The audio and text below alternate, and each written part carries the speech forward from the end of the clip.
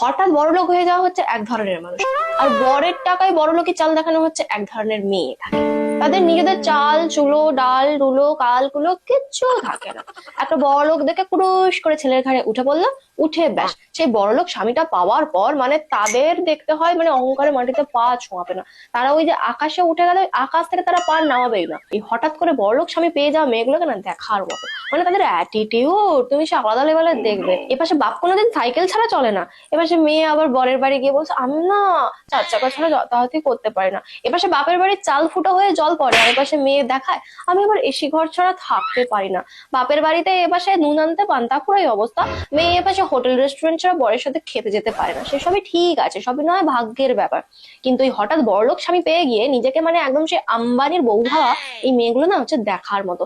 এরা হচ্ছে ধরাকে সরা জ্ঞান করে না। এই যে হঠাৎ বরের টাকা দেখে ফেলে না, দেখে না এরা না আর নিজেদের কন্ট্রোলে রাখতে পারে না, মানে কি করবে কি না করবে এই চিন্তায় ভেবে ভেবে একদম অহংকারে আর এদের মাটিতে পা পড়ে না। এরা তখন মানুষকে না মানুষ বলে ভাবে না, ওরা ভাবে যে আমি পৃথিবীর সব থেকে বড় লোক। আসলে বরের টাকায় যে আমি বড় লোক হয়ে গেছি সেটা তারা কোনোদিন ভাবে না। নিজের বাবা মার কি হলো, কোন ফ্যামিলি থেকে এসেছে তারা সেটাও ভাবে না। ওই জন্য বলে ওই গরিব বাড়ির মেয়েকে একদম বড়লোক বাড়িতেও তোলা উচিত না, একদম লেভেলে লেভেলে কাজটা করা উচিত, তবেই কিন্তু ঠিক থাকে। আর হঠাৎ করে বড়লোক স্বামী পেয়ে যাওয়ার পর না সেই মেয়েগুলো না মানে কি বলবো কোনো অ্যাটিটিউডের তাদের ধার ধারে না কারোর সাথে। মানে মানুষজন রাস্তায় গেলে কেউ যদি বলে কিরে কেমন আছিস তার কথা বলবে না। বড় বর পেয়ে গেছো না, তারা আর কাউকে তোমার পাত্তাই দেয় না। দোকানে গিয়ে টিপসের পর টিপস দিতে থাকবে। আগে 2-3 টাকার জন্য বার্গেনিং করতো, তারা তখন আর বলবে না দাদা টিপস নাও।